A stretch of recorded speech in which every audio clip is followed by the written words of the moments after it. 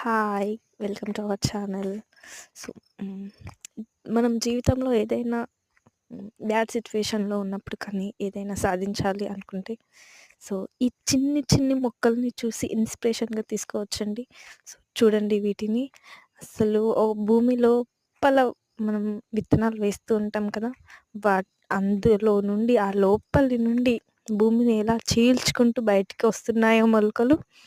So, ఇది మనకు inspiration. So, చాలామంది తమ జీవితంలో ఏవో కోల్పోయామని ఏదో చాలా డిప్రెషన్‌లో వెళ్తుంటారు. సో, అలాంటి వాళ్ళకి మంచి ఇ ఇన్‌స్పిరేషన్ అండి. ఈ చిన్ని చిన్ని మొలకలే. సో, వీడియో నచ్చితే ప్లీజ్ లైక్ చేయండి.